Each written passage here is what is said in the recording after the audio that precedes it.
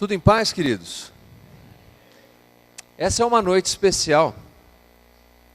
Nós estamos concluindo uma jornada, mais de um ano, quase 2 anos, estudando livro por livro da Palavra de Deus.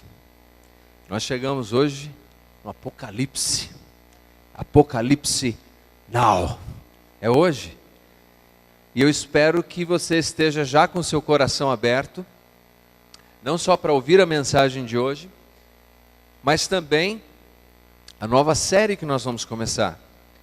No próximo domingo a gente vai ter uma espécie de interlúdio. E depois disso, nós iniciaremos uma série de mensagens sobre a vida e a obra de Jesus, o nosso Salvador. Eu não sei quanto tempo vai levar essa jornada sobre a vida e a obra de Jesus, mas eu tenho certeza que se nós estivermos com os nossos corações abertos, nós não seremos os mesmos. Você vai orar por isso? Amém. Glória a Deus. Eu queria iniciar, e claro, como você pode imaginar, o tempo não será suficiente para nós cobrirmos um livro com tamanha profundidade como é o livro do Apocalipse. Isso porque, além dele ser um livro que tem um tipo de literatura chamada apocalíptica, como o próprio nome sugere, literatura apocalíptica quer dizer o seguinte, que faz uso de símbolos, de figuras, de imagens para descrever coisas difíceis de entender. Eu gosto de usar esse exercício de imaginação. Se você, por exemplo, fizesse uma viagem há 60, 80, 100 anos atrás e fosse explicar para alguém o que é um celular, que tipo de palavras você usaria? Que tipo de imagem você usaria para explicar o que é um celular? Você usaria uma linguagem figurativa, você usaria elementos da época para dar uma ideia para eles do que era aquilo. E o nome desse tipo de descrição é uma linguagem apocalíptica. A literatura apocalíptica também, ela surge quando um grupo de pessoas está passando por uma opressão muito grande e precisa encontrar esperança. Eles olham para frente dizendo, puxa, a coisa está muito difícil hoje, mas amanhã será melhor que hoje. O livro do Apocalipse é um livro assim, mas ele não é apenas um livro apocalíptico, ele é também um livro com uma estrutura epistolar. O que quer dizer isso? Ele é uma carta. É por isso que no primeiro capítulo João inicia saudando a igreja. Ele começa a tratar com os irmãos que são os seus destinatários. E ele conclui o livro com uma estrutura epistolar, desejando graça e paz sobre eles. Mas o livro é também um livro profético. Ele é apocalíptico por conta da sua literatura, como estilo literário. Ele é uma epístola por causa da sua maneira, sua estrutura. Mas ele é profético, porque ele fala de algumas coisas importantes. Eu acredito, a respeito do futuro, claro, eu acredito que um versículo-chave para a gente entender o livro do Apocalipse, ter um esboço mental dele, encontra-se no versículo 19. Se você puder abrir, por favor, capítulo 1, versículo 19. Diz assim a palavra de Deus. Eu sei que você não vai ter dificuldade de encontrar o livro do Apocalipse.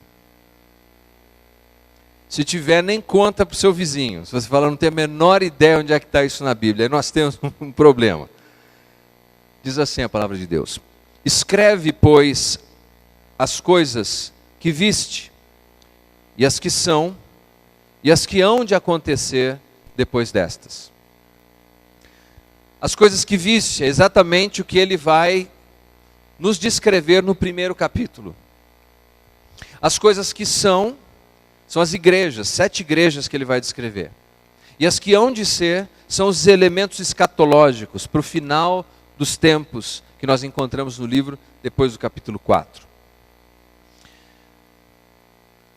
Como é que funciona o Apocalipse para a gente pensar hoje? Muita gente pensa que Apocalipse é um livro que só fala de dragão, de mulher sentada em cima da lua, de sangue caindo, e não é um livro prático. É um livro extremamente prático. Eu queria te propor uma ilustração. A Julie, ela gosta de montar quebra-cabeça. E ela é tão boa em montar quebra-cabeça, ela é tão eficiente em montar quebra-cabeça, que para começar, só para ela começar a se divertir, tem que ter 1000 peças. E ela não demora não. ela é rápida para montar. Aliás, esses dias aconteceu um negócio bem interessante. Ela pegou uma mesa que nós temos lá em casa e colocou as peças espalhadas e foi montando. Ela tem as suas técnicas, vai montando pela beiradinha. E tem uma senhora que nos ajuda em casa. E a senhora que nos ajuda em casa resolveu tirar o pó daquela mesa. Exatamente. Embaralhou tudo e a Júlia então deu um tempo nesse quebra-cabeça aí. Olha, mas o quebra-cabeça tem duas maneiras de você montar. Você pode montar o quebra-cabeça sem saber onde vai dar. Eu quero dizer o seguinte, eu pego um saco plástico, enfio todas as peças dentro, entrego para você e falo, aqui tem um quebra-cabeça, você monta. E aí você vai montando sem saber o que vai sair daquilo. Ou você pode montar o quebra-cabeça usando uma fotografia, uma imagem que vem na caixa. Porque aí você começa a montar o quebra-cabeça, mas você sabe onde é que vai terminar. Você sabe qual será a imagem final daquele quebra-cabeça. Meus queridos, o Apocalipse é a caixa do quebra-cabeça. É a imagem que Deus nos dá para a gente saber como é que termina a vida, como é que termina a história, como é que continua a vida, como é que continua a história. Abra por favor a sua Bíblia, no livro do Apocalipse, capítulo 1, nós vamos ler os primeiros versículos. A palavra de Deus diz assim: revelação de Jesus Cristo, que Deus lhe deu, para mostrar aos seus servos as coisas que em breve devem acontecer, e que ele, enviando por intermédio do seu anjo, notificou ao seu servo João. Observe o que o texto diz, revelação. A palavra Apocalipse significa revelação. E é isso que nós temos que ter em mente, que nós não estamos falando de um livro que a audiência original recebeu e achava difícil de entender. Ele foi escrito para ser um livro fácil de entender. Ele é revelação. O antônimo de revelação no grego é apócrifo, que significa oculto, escondido, secreto. Apocalipse não é assim. Apocalipse é descortinar, é abrir a cortina, é desnudar, é revelação na sua versão mais explícita. A linguagem utilizada, o grego utilizado do Apocalipse é um grego simples, coloquial, para que o homem comum, a pessoa comum, pudesse entender a mensagem que estava sendo dita. E logo no início desse livro nós aprendemos algo extremamente importante a respeito da vida. Há apenas duas maneiras de você viver: por revelação ou por especulação. Veja só, você pode viver toda a sua vida e considerar a história do ponto de vista do eu acho, eu penso, na minha opinião eu gostaria que fosse assim. Ou você pode viver a vida baseado numa revelação. Há uma diferença. Especulação, opinião, eu acho, e revelação. Revelação é aquilo que Deus diz a respeito da história, o que Deus diz a respeito da vida, o que Deus diz a respeito do meu futuro e do seu futuro. Mas há algo muito importante aí. O texto diz que a revelação de Deus é dada ao seu servo. Perceberam isso na leitura? A revelação de Deus não é jogada aos quatro cantos da terra, ao vento, sem importância alguma. Não é como atirar de pérolas a porcos. Na verdade, a revelação de Deus é dada para quem quer ser servo de Deus. A palavra usada por João aqui é doulos no grego, que significa literalmente escravo. Alguém que decidiu não levar a vida baseado na sua própria vontade, ou nos seus próprios desejos, ou nos seus próprios sonhos. A revelação de Deus é para alguém que deseja viver os propósitos, os sonhos do coração de Deus. Não é de admirar que já no Antigo Testamento, a voz profética dizia: buscar-me-eis e me achareis, quando me buscardes de todo o vosso coração. Quando você desejar a minha presença, quando você desejar a minha vida, quando você desejar me servir, você vai me encontrar. Revelação. Então Deus se revela a nós. Deus nos dá a sua mensagem. Deus nos dá a sua palavra. Porque como servos, nós não queremos a revelação e a mensagem de Deus para simplesmente saciar a nossa curiosidade. Nós queremos a mensagem de Deus para realinharmos a nossa vida com a vontade de Deus. É por isso que você está aqui nessa noite? Você está aqui nessa noite porque você quer realinhar a sua vida com os propósitos de Deus. Um dos grandes erros que nós cometemos algumas vezes no estudo do Apocalipse é que nós queremos apenas usar o livro do Apocalipse para saciar a nossa curiosidade. Me fala, quem é o 666? Me diz quem é a besta. A besta é a minha sogra mesmo? Eu posso ter certeza disso? Sim ou não? Me fala, eu preciso saber disso. Eu posso jogar ela no lago de fogo e enxofre sem nenhum problema com a polícia? Eu posso. A gente quer simplesmente saciar a nossa curiosidade. Esse não é o propósito da revelação de Deus. O propósito da revelação de Deus é mudar as nossas vidas. Vamos pensar por um momento como estava João. Segundo a tradição, João foi perseguido. Ele foi perseguido durante o imperador Nero, sob Nero, e foi perseguido sob Domiciano. E ele foi muitas vezes vítima em que tentaram tirar a vida dele. Uma das tradições chega a dizer que tentaram jogar óleo fervendo nele para ver se ele morria. E ele não morreu. Isso é tradição, não tem como provar isso. O que se sabe com certeza é que por volta do ano 95 a 96, ele foi exilado, como se fosse um criminoso político. A impressão que eu tenho é, já que a gente não consegue matar esse cara, vamos prender ele em algum lugar. E colocaram João numa pequena ilha chamada Patmos. Nessa ilha de Patmos, segundo os estudiosos, William Barclay seria um deles, as pessoas eram torturadas, eram submetidas a trabalhos pesados, dormiam mal, comiam mal, viviam mal. João é um homem idoso nesse momento. Ele está sozinho, ele está sem amigos, ele está completamente abandonado, por assim dizer. Veja só o que diz a Bíblia no versículo 9. Eu, João, irmão vosso e companheiro na tribulação. Ele está vivendo um momento difícil. Ele está vivendo um momento de perdas. Está vivendo um momento de angústia. Está vivendo um momento de dificuldade. Ele está em Patmos, numa prisão, como diz o texto na sequência. Veja só. No reino e na perseverança, em Jesus, achei-me na ilha chamada Patmos, por causa da palavra de Deus e do testemunho de Jesus. Ele foi confinado ali não porque ele era um malandro, um picareta, um canalha. Ele foi confinado naquela ilha porque ele servia a Deus, porque ele anunciava a palavra de Deus, porque ele dava o testemunho do Evangelho de Jesus. E lá, nesse momento difícil, nessa ilha de Patmos, cheio de pontos de interrogação, algo extraordinário acontece. Note que a revelação, diz assim, revelação de Jesus Cristo. Revelação é de Jesus Cristo porque Ele nos dá a revelação.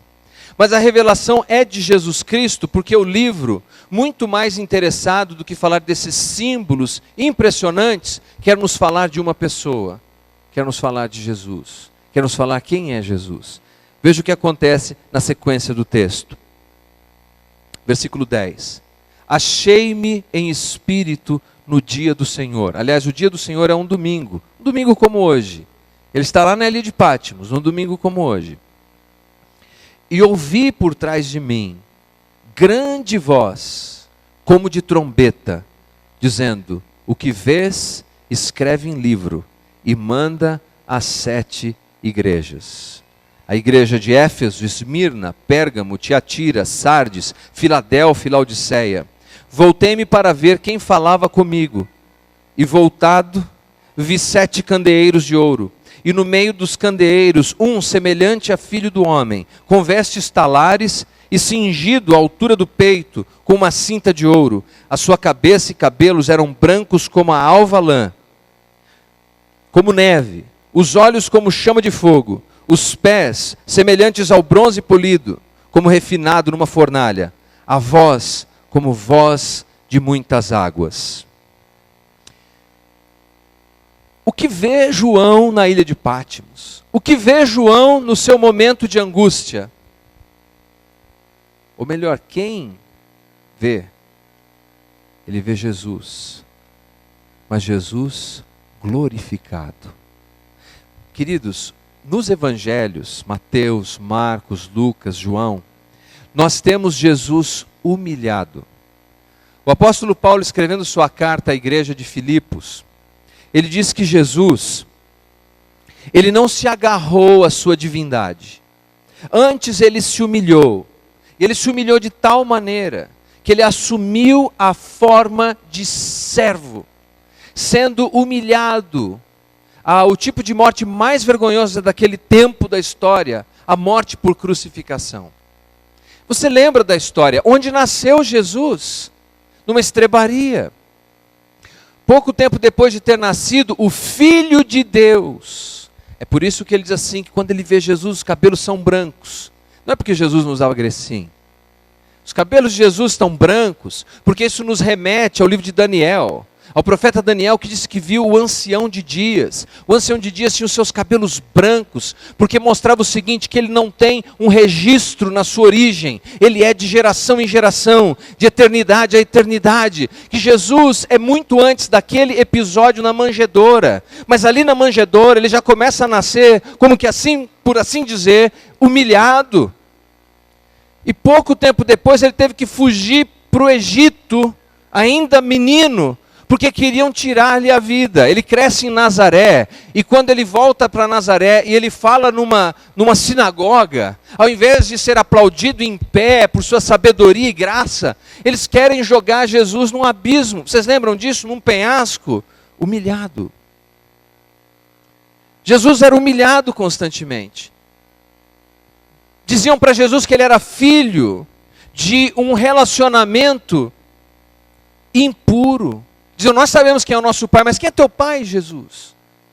Jesus passou por muitas humilhações. Na sua cidade natal, em Belém, ele não foi recebido.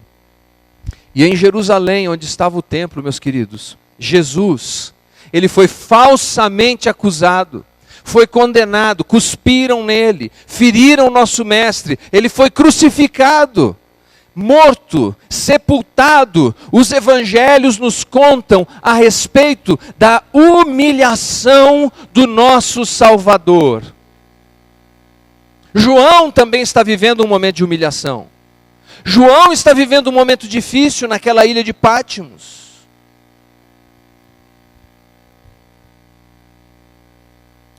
Mas agora Jesus está glorificado. Agora Jesus aparece para ele como quem tem voz de muitas águas. Agora Jesus aparece com uma roupa incrível. Essa roupa de Jesus pode representar duas coisas: o sumo sacerdote ou um juiz romano. Jesus agora é quem dá as cartas, literalmente. Jesus agora está no controle de todas as coisas. E imagine o que João está pensando em toda a sua humilhação e angústia ao ver Jesus agora glorificado. Veja as palavras de João, na sequência do texto. A partir do versículo 14, desculpem. A sua cabeça e cabelos eram brancos como a alva lã, como neve, os olhos como chama de fogo, os pés semelhante ao bronze polido, como que refinado numa fornalha, a voz como voz de muitas águas. Tinha na mão direita 7 estrelas, e da boca saía-lhe uma afiada espada de 2 gumes. O seu rosto brilhava como o sol na sua força. Quando o vi, caí a seus pés como morto. Porém ele pôs sobre mim a sua mão direita, dizendo, não temas, eu sou o primeiro, o último, aquele que vive. Estive morto, mas eis que estou vivo pelos séculos dos séculos, e tenho as chaves da morte e do inferno. Escreve, pois, as coisas que viste, e as coisas que são, e as que hão de acontecer depois destas. O livro do Apocalipse vai nos mostrando Jesus em toda a sua grandeza. Aliás, se você voltar um pouquinho antes, no capítulo 1, diz assim, João, versículo 4, João, às 7 igrejas que se encontram na Ásia. A graça e a paz a vós outros da parte daquele que é, que era, que há de vir, da parte dos 7 espíritos que se acham diante do seu trono, e da parte de Jesus Cristo, a fiel testemunha, o primogênito dos mortos, o soberano dos reis da terra, aquele que nos ama e pelo seu sangue nos libertou dos nossos pecados, e nos constituiu reino, sacerdote para o seu Deus e Pai. A ele a glória, o domínio, pelos séculos dos séculos. Amém. E o versículo 7 diz, e eis que vem com as nuvens. É um outro Jesus. O primeiro Jesus foi humilhado. O primeiro Jesus foi constrangido, foi empurrado, foi julgado, foi cuspido. Esse Jesus agora tem toda a glória e todo o poder. João diz assim, ele vem com as nuvens. A primeira vez que eu, novo convertido, porque eu não cresci em igreja, que eu ouvi essa expressão, ele vem com as nuvens. Tinha uma canção que cantavam na época. Então se verá o Filho do Homem vindo sobre as nuvens. Só quem conhece, né, daquela mesma época, a gente sabe. Eu imaginava um Jesus assim, bonachão, saltitando sobre nuvens de algodão, sabe? Nuvens branquinhas, macias, enquanto ele vinha saltitando. Era o que eu imaginava. Até que eu tive a oportunidade de estudar nas Escrituras sobre as nuvens. Nuvem aparece no livro de Êxodo. Moisés sobe num monte que tem uma nuvem que brilhava intensamente. E aquela nuvem, ela contaminou Moisés. Porque quando Moisés desce, depois de ter tido contato com aquela nuvem, você lembra o que acontece? O rosto de Moisés brilha. Ele tem que cobrir para poder falar com os irmãos em Israel. Quando Salomão inaugurou o templo, a Bíblia nos diz que uma nuvem de glória encheu aquele templo. Uma nuvem que brilhava, enchendo todo aquele templo, de maneira que as pessoas tinham dificuldade para entrar naquele lugar. No Evangelho segundo Mateus, no capítulo 17, Marcos capítulo 9, nos fala do Monte da Transfiguração. Quando Jesus sobe ao monte com 3 dos seus discípulos, e eles passam um tempo ali, e diz assim que dos poros de Jesus saía luz. O rosto de Jesus brilhava como o sol, e a roupa de Jesus brilhava, se não me engano foi Marcos que disse isso, como se nenhum lavandeiro jamais poderia deixar tão branca. E aí diz assim que veio uma nuvem naquele lugar, uma nuvem, e uma voz saiu da nuvem dizendo: este é o meu filho amado, a ele ouvi. Lembram disso? E depois da ressurreição de Jesus, depois dele passar um tempo com seus discípulos, a Bíblia nos diz que Jesus foi assunto aos céus. E quando Jesus subiu aos céus, uma nuvem o ocultou. E agora esse texto diz que ele vem com as nuvens. A ideia é como se milhões de sóis viessem juntamente com Jesus. Já tentou olhar para o sol ao meio-dia? Sol a pino, e você tenta olhar para um sol. Esse tipo de nuvem que está dizendo aqui é o que nós chamaríamos de uma nuvem de glória. Milhares de sóis brilhando enquanto o Filho de Deus vem e se aproxima. O Apocalipse é um livro que nos apresenta Jesus glorificado. Deixa eu ler para você brevemente, rapidamente, talvez não tão brevemente, mas rapidamente, alguns títulos que nós encontramos para Jesus, do início do Apocalipse até o fim. Rapidamente, vocês estão prontos? Me dá um aceno aqui. Ótimo, excelente. Jesus Cristo. Ele é o Messias ou não é o Messias? Nos evangelhos tem sempre esse questionamento. Aqui ele é o Cristo, Jesus Cristo. Jesus é a testemunha fiel, é o primogênito dos mortos, soberano dos reis da terra, alfa e ômega, primeiro e último, filho do homem, aquele que vive, aquele que contém as 7 estrelas, aquele que anda no meio dos castiçais, aquele que tem a espada aguda de 2 fios, é o Filho de Deus, aquele que sonda os corações, aquele que tem os 7 Espíritos de Deus, aquele que tem as 7 estrelas, aquele que é santo e verdadeiro, aquele que tem a chave de Davi, aquele que abre e ninguém fecha, aquele que fecha ninguém abre. Aqui Jesus é o Amém, Jesus é a testemunha fiel e verdadeira, o princípio da criação, o Senhor, o leão da tribo de Judá, a raiz de Davi, o Cordeiro, o Senhor dos senhores, o Rei dos reis, fiel e verdadeiro, cavaleiro do cavalo branco, palavra de Deus, Cristo, o Senhor Deus dos santos profetas, o Alfa, o Ômega, o primeiro, o último, o princípio, o fim, a resplandecente estrela da manhã. Esse é Jesus no Apocalipse. Esse é Jesus no Apocalipse. É outro, não é aquele que foi humilhado no Evangelho, agora ele está na sua plenitude. E por que ele está assim? E por que ele aparece para João? Seria incrível João descrever tudo isso sobre Jesus, mas faltaria algo se nós não encontrássemos esse versículo 5, que diz assim: aquele que nos ama. Aquele que nos ama. Eu sei, você conhece alguém que se deu muito bem na vida. Conhece ou não conhece? Um primo, uma tia, um amigo de infância. Ah, eu conheço fulano desde que ele era pobre. Agora... E alguém poderia pensar, bom, agora que Jesus está por cima, que Ele está glorificado, que Ele tem controle de todas as coisas, né? Agora o Apocalipse é um livro assim de fogo. Agora Ele não liga mais para a gente, não é? Com todo esse poder, com toda essa glória, Ele visita um prisioneiro na ilha de Pátimos. E o prisioneiro tem uma certeza: esse Jesus fantástico nos ama. Um dia eu estava conversando com uma pessoa, tentando compartilhar o Evangelho, eu falei: você conhece aquele versículo, João 3,16? Porque Deus amou o mundo de tal maneira. Ele falou: amou? Não ama mais?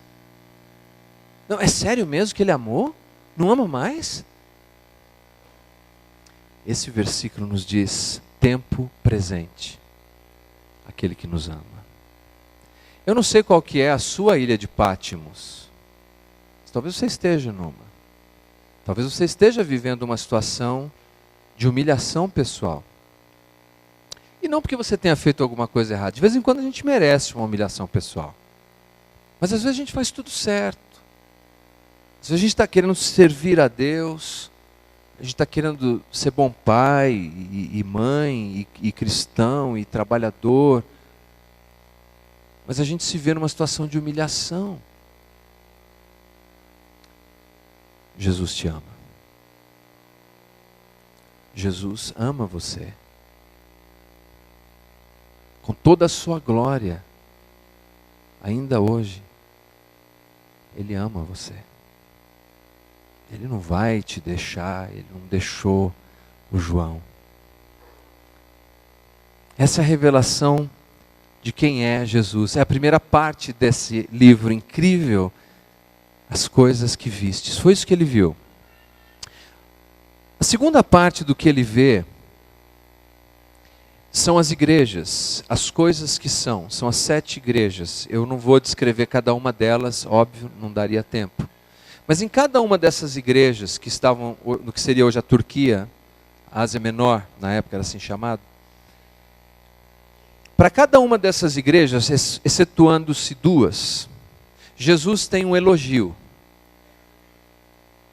Jesus tem uma crítica, Jesus tem uma instrução e Jesus tem uma promessa.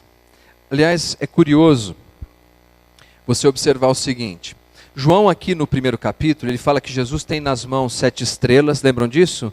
E que ele tem 7 candeeiros ali, ou castiçais.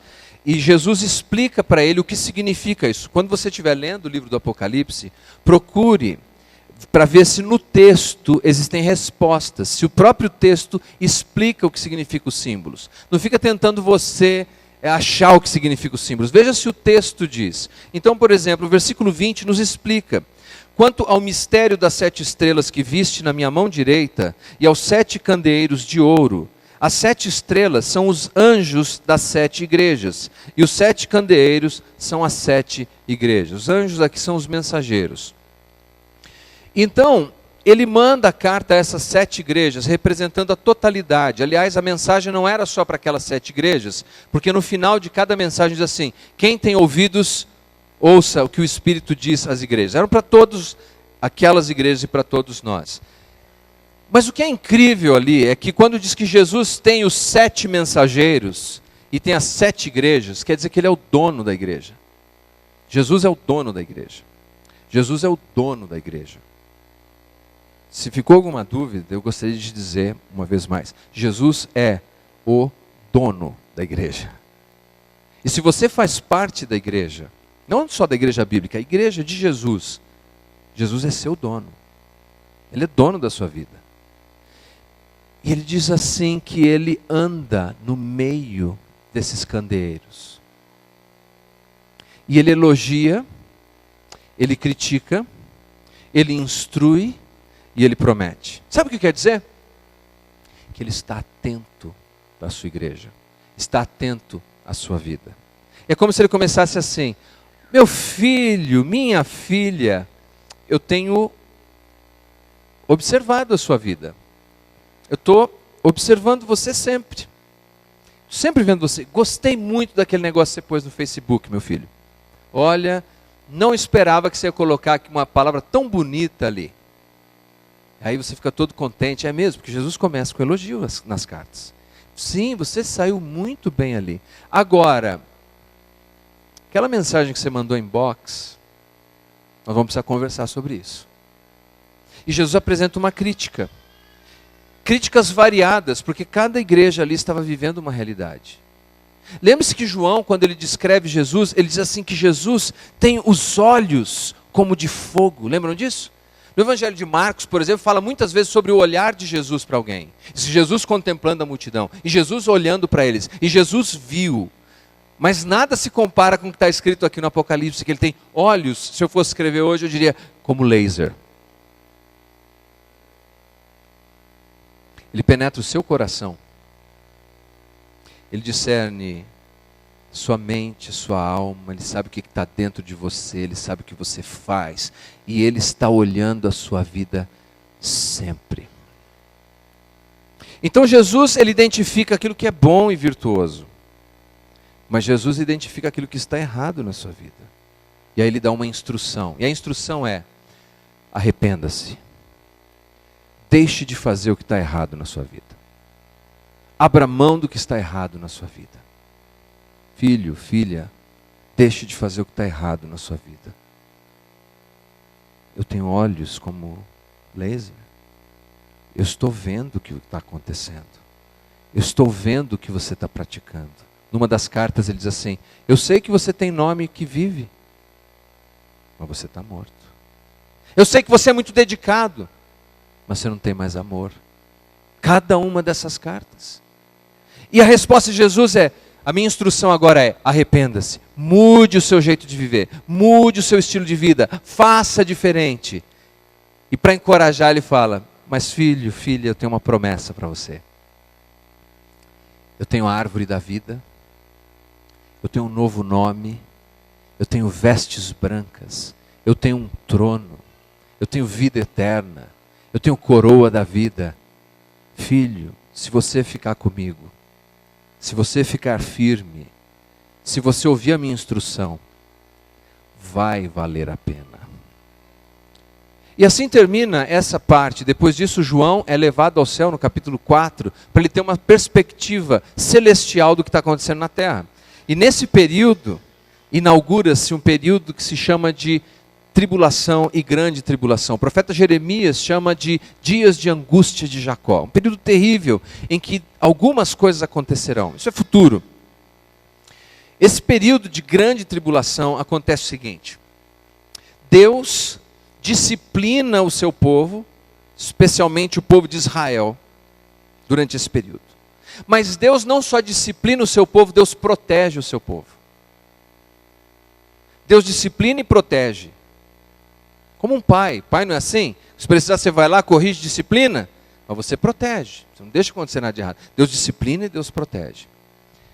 Ao mesmo tempo em que Deus pune os canalhas que andam sobre a face da terra. Se você tem desejo e sede de ver justiça, esse é um período em que vai acontecer. Mas ao mesmo tempo nos mostra algo que eu considero interessantíssimo. Que no céu, a turma que está no céu, está numa festa.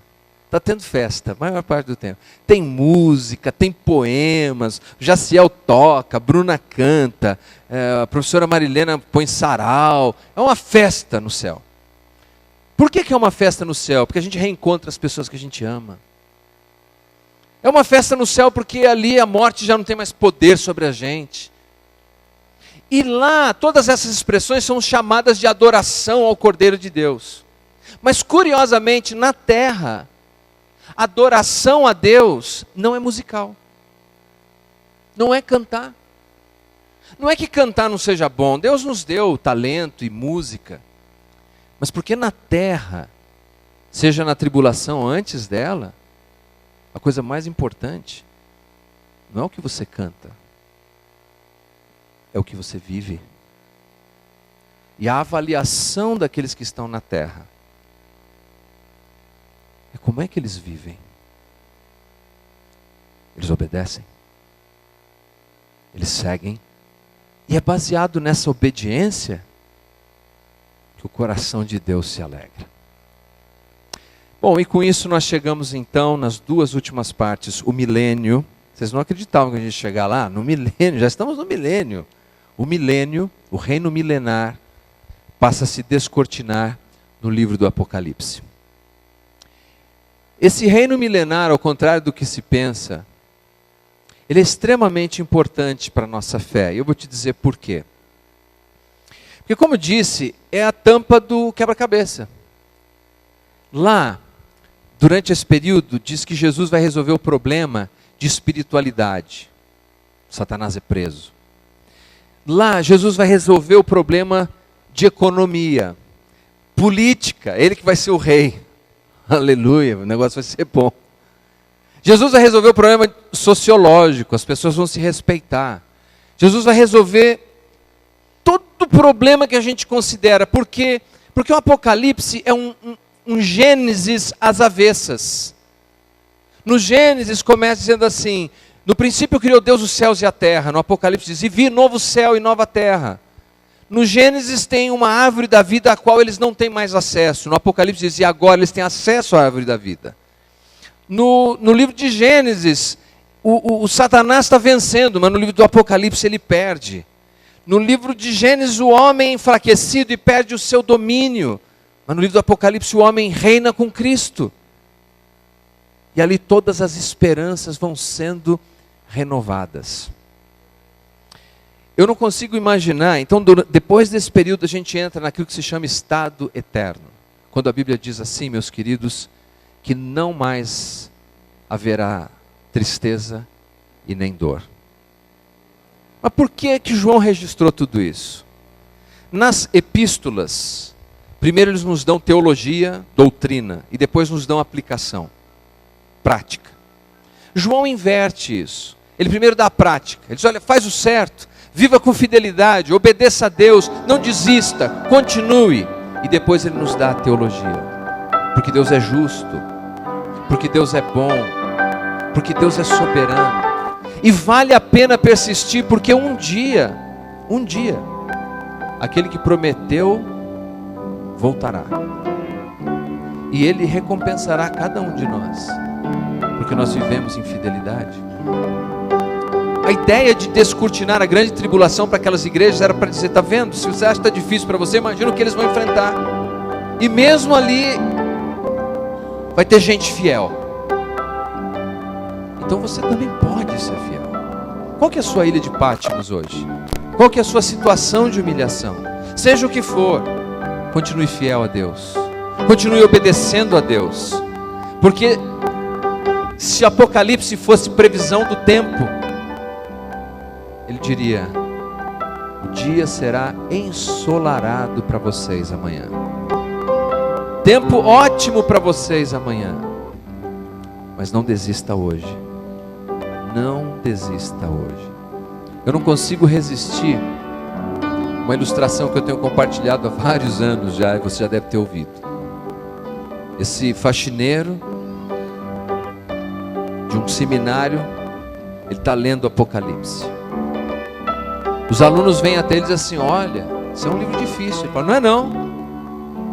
Mas o senhor está entendendo esse livro? Eu só estou entendendo. No final, Jesus vence. Mas Jesus, meus queridos, não vence só. Ele vence comigo. Ele vence com você. Por isso tantas vezes, ao que vencer, ao que vencer, ao que vencer, você vencerá com Ele. O que quer que você esteja enfrentando hoje, não dá para comparar com aquilo que está por vir. Confie no Senhor, renove o que precisa ser renovado e vá em frente, porque aquele que prometeu voltar, Ele virá. Nós vamos fazer uma oração nesse momento. Eu gostaria de convidar você a se colocar em pé.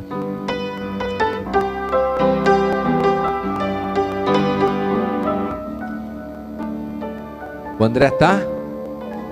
Nosso irmão André está presente, nós vamos orar por ele também.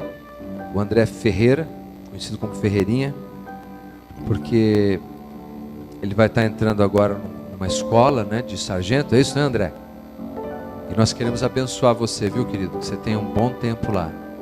Que as palavras do Apocalipse te encorajem lá. Vamos orar. Pai querido, muito obrigado por essa noite. Obrigado por cada irmão e irmã. Obrigado por essa revelação. Obrigado, Senhor, por essa mensagem. Que ela encontre um solo fértil em nossos corações. Que nós possamos, Senhor, viver para a Tua glória. Que possamos enfrentar as nossas tribulações, lutas e dores com a certeza de que servimos um Jesus glorificado, mas um Jesus que nos ama, um Jesus que não nos desampara e que um dia nós reinaremos com Ele, Pai. Senhor, obrigado por Jesus, a raiz de Davi. Obrigado por Jesus, a resplandecente estrela da manhã. Pai, o Espírito e a noiva dizem vem. E nós que ouvimos dizemos também vem. E Pai, aquele que nessa noite tem sede, que venha. E quem quiser, Senhor, que receba nessa noite, de graça, da água da vida. Em nome de Jesus. Amém, Senhor. João termina o seu livro dizendo: aquele que dá testemunho destas coisas diz: certamente venho sem demora. Amém. Vem, Senhor Jesus. Graça do Senhor Jesus seja com todos. Deus abençoe você. Deus abençoe você. Que o amor de Deus Pai, o Todo-Poderoso, a graça infinita do Senhor Jesus Cristo esteja sobre você.